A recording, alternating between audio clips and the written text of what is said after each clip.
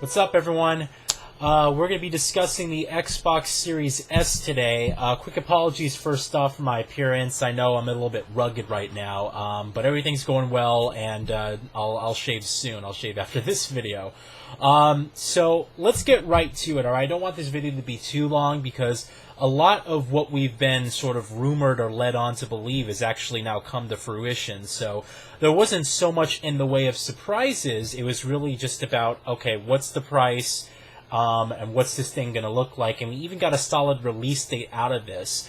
So, of course, I'm talking about the Xbox Series S. This has been long rumored for now a couple of months. If you guys remember, there was a person who actually got their hands on an official brand new Xbox Series X/S controller. And on the packaging for that controller, it said that it supported both the Series X and the Series S. And it was that combined with new Game Pass cards that I guess were supposed to release this holiday season, actually found their way on store shelves that actually said that there will be an Xbox Series X and S.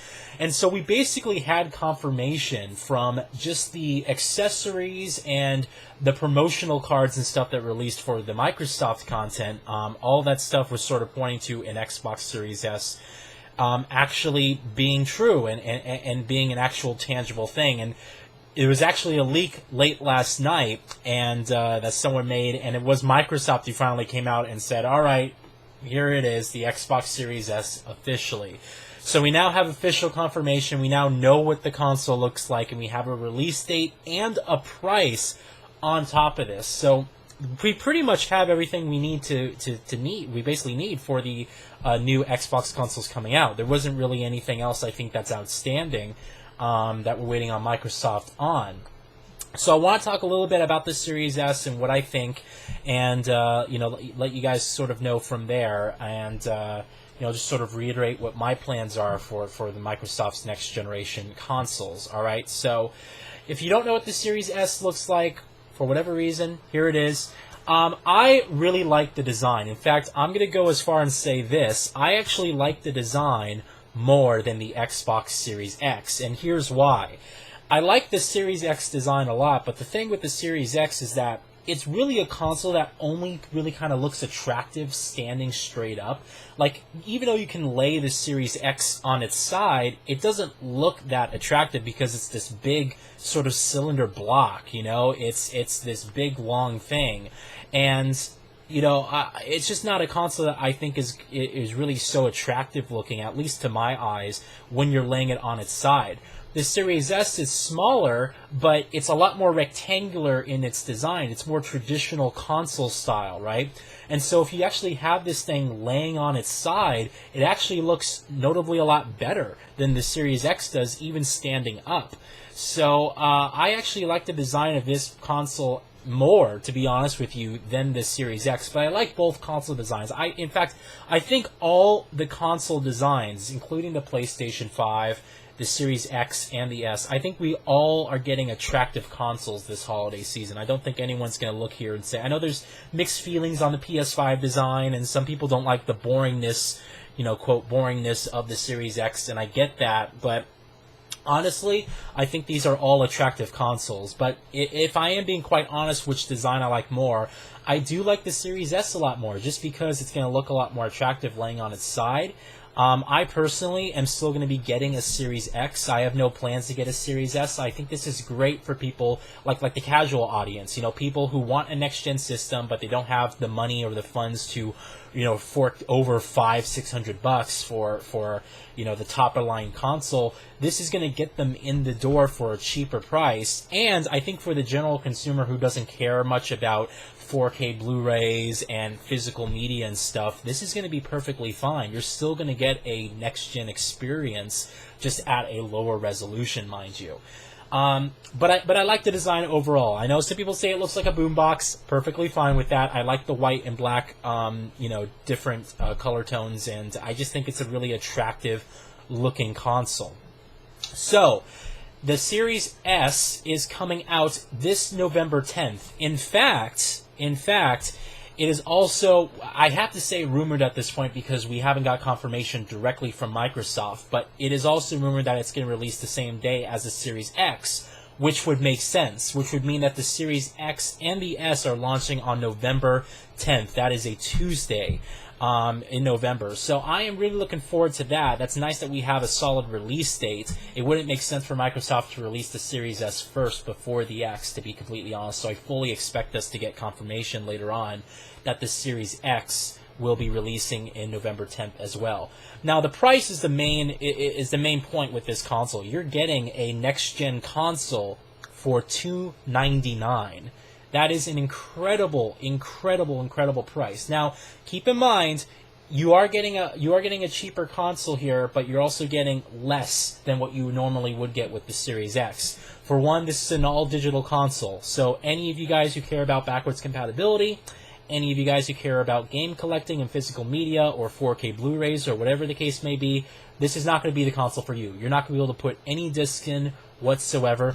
Now, the majority of people out there, the casual audience, they stream their movies through the internet anyway. The casual person does not typically go out and buy movies, let alone Blu-rays and 4K Blu-rays, to be completely honest. Most people will just stream it over the internet, or they'll cheap out and buy a DVD. This is also going to have less hard drive space as well. Now, the Series X is going to be launching with a 1 terabyte SSD. The Series S is going to be 512 gigabytes. It's still a solid state, though. So you are getting a really, to be honest, pretty low storage number.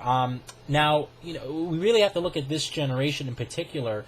We saw 500 gigabytes being launched with the PS4 and the Xbox One, and they were filled up before even the first year of the console was complete. At least for me, I was picking up a bunch of games, and I filled up the hard drive on both my PS4 and my Xbox One rather quickly. Now, the nice thing about the PS4 is that you could, and this is going to be the same on PS5, you can take a third-party hard drive and plug it in and get better storage, which is what I did for my PS4. I put a 2 terabyte hard drive in there, and then when I bought the PS4 Pro, I also put a 2 terabyte SSHD in there, and I was able to get a lot more storage that way. Now, Microsoft is going to be, what their plans are for the Series X at least, is they're going to have expandable storage cards from Seagate. So you're going to have like a 1 terabyte storage card. They might have a 2 terabyte storage card. We're just going to have to wait and see. But the idea is you buy these, proprietary custom storage cards, probably for around $100 to $150, to be completely honest with you. That's what I expect for a 1 terabyte SSD, between $100 and $150. Now, I assume they're going to have the same support here on the Series S. If they don't have expandable storage here, and they didn't confirm this at all, to at least to my knowledge, they haven't confirmed and said yes, you have expandable storage, but it would make sense. If you're going to give people a 500 gigabyte hard drive, especially for a next gen system, which, keep in mind, we're going to be using the higher the higher capacity 4K Blu-rays for games now, which I believe hold like 100 or 150 gigabytes in storage. From what I believe.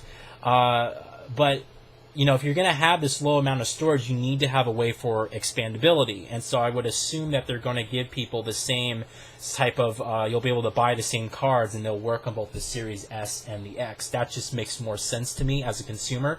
So, that being said, I assume you're going to have the expandable storage.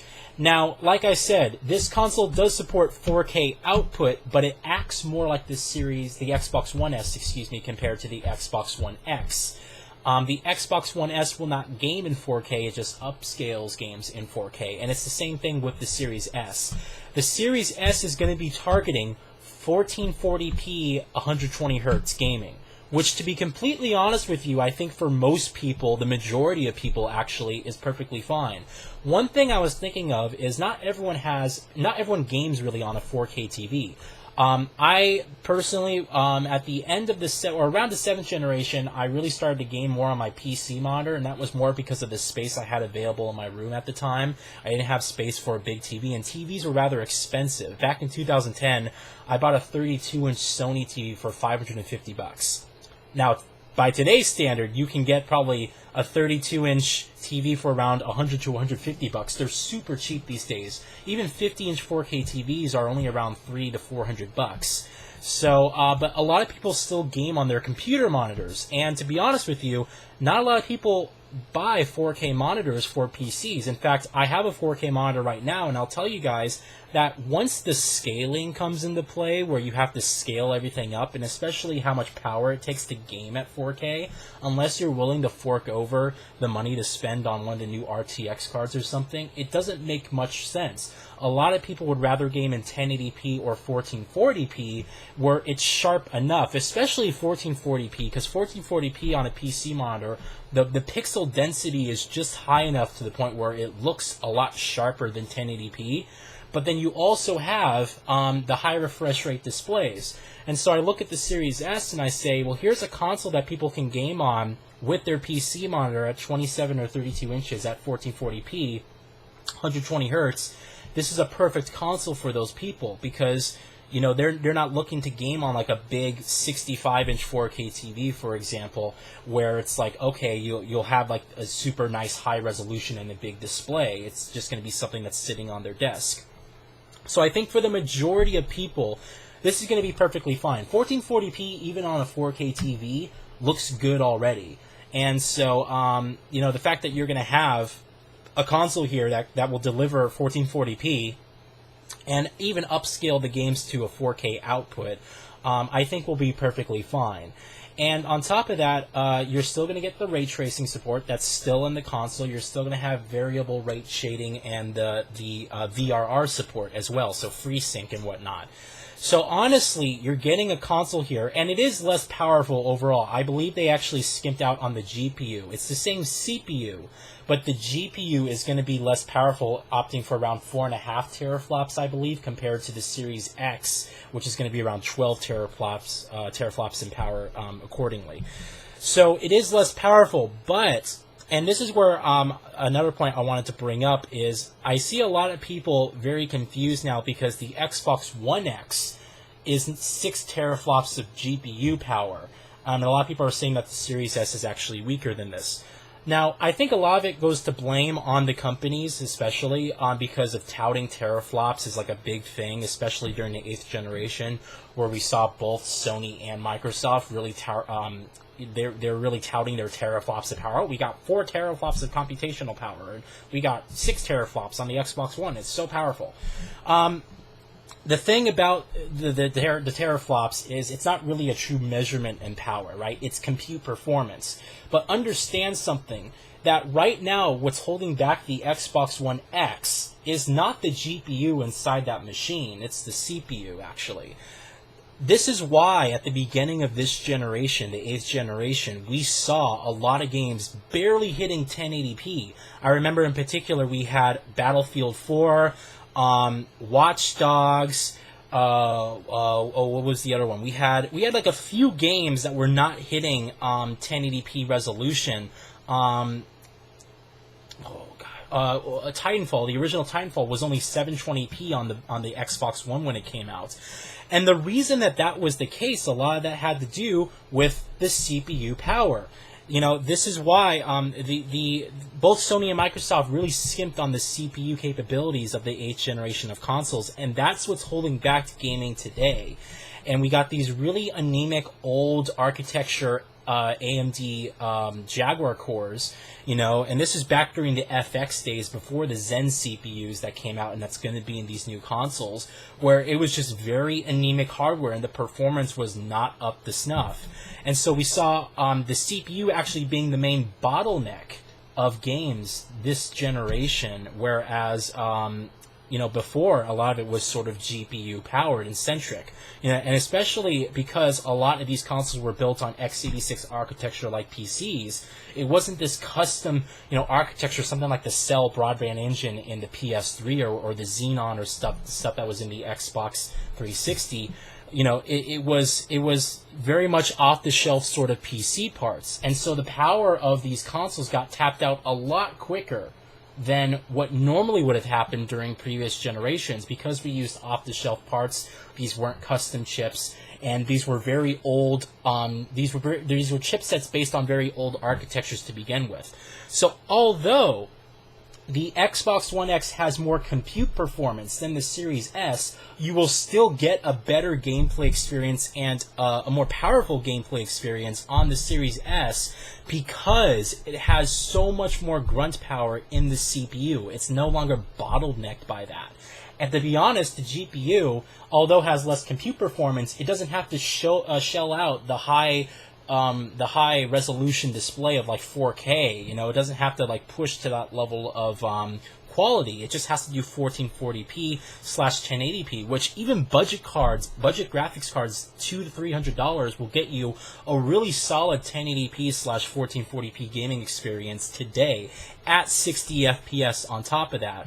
So, this is a very smart move. I really do like the design. I like the decisions that they went with. The only thing about this console is that hard drive space. You know, 512 gigabytes is just simply not enough, and it's going to fill out rather quickly. So there has to be expandable storage. So if you're planning on getting this system, you're either going to be sitting there deleting games a lot like people do this generation, you know, get an external hard drive or upgrade the hard drive, or just, I guess, delete games. You're going to be deleting games and reinstalling games and deleting more games. This is really going to be the only annoyance factor with this console. But talking about the design of it, I think the design is beautiful. I like it a lot more than the Series X because it looks a lot better sort of laying down than the Series X will.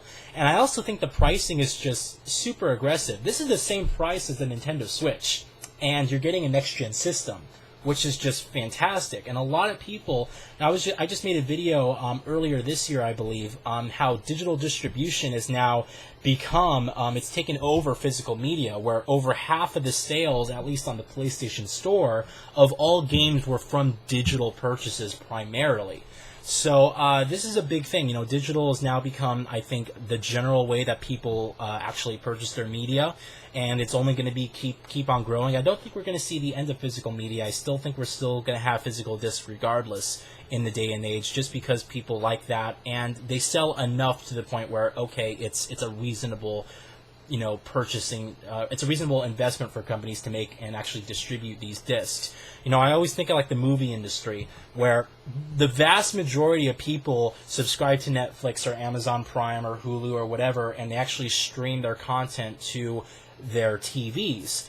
The vast majority of people do not actually go out and buy 4K Blu-rays, and we even sell DVDs, which it just blows my mind that we sell DVDs in this day and age when Blu-ray players are $20 to $30, you know, like super cheap, and everyone has an HD TV, you know, but we still sell DVDs as a format. And so if the movie industry is still selling DVDs and Blu-rays and 4K Blu-rays, then I think the gaming industry is still going to be selling physical media games for a very, very long time. I think the movie industry would actually stop selling physical media if it was that bad way before games stopped doing that. So physical media isn't going anywhere. But this is a great console, man. I mean, $300, next-gen system, you know, and again, you don't have backwards compatibility on this system. That is one sort of negative thing. I guess you have backwards compatibility if you buy the license of the game digitally, but you can't, like, I can't go and grab my Xbox 360 games and put them anywhere in this console. It just doesn't work. But I like the design of it. I think it's a very attractive console. I like it more than the Series X, to be honest with you. If it had a disc drive, I think it'd be freaking amazing. But already, I think this is a great price. This is a great strategy that Microsoft is doing. It's probably going to be the cheapest next-gen system. There's no way the PS5 can even, you know, come close to that price. I think the cheapest we'll see the PS5 digital edition is $400. That's probably the correct price now, that I think, for the digital edition of that console. And then I fully expect the PS5, along with the Series X, to both launch at the $500 price point. That would make the most sense to me. And so that'll be perfectly fine. You know, it's just going to come down to, I guess, which games you want to get. You know, now that Halo's delayed on Xbox, there's, you know, if you're not so into backwards compatibility, there's not much there, you know, at least at this point. There's good stuff coming, but it's coming. It's not going to be there at launch. Whereas, at least with Sony, they've already told us that Spider-Man's going to be a launch date. The Miles Morales Spider-Man game, along with the Ratchet & Clank game, is going to be released within the first 3 months or so of that console. and both those look like fantastic games, and those are hardcore exclusives. There's even a rumor that Demon's Souls Remake is going to be within the launch window now of the PS5. So we're going to have to wait and see which games that it launches with, but I like the design of this console. I think it's great. I think the pricing is just on point, and this is just awesome. So, yeah, I'm still getting a Series X. You know, I'm going to do my best to get one on release, and I want to get the PS5 as well on release, both these consoles on release. But this is just, I think this is a really smart move by Microsoft. I wanted to give you guys my thoughts and feelings. And now that we know the prices and release dates for both consoles, well, supposedly, again, I expect the Series X to be $500. That the guy who leaked the Series S also said that the price for the Series X will be $500. So he probably is telling the truth there. He was right about this. And November 10th, they wouldn't launch the Series S before they launched the Series X. That wouldn't make any sense. So November 10th seems like a firm release date for both X, the Series X, and the Series S. Probably late November is when we could expect the PS5, along with the digital edition of that console as well. So, anyway, those are my thoughts and feelings. Let me know what you guys think, and we'll talk about it later. Thank you very much.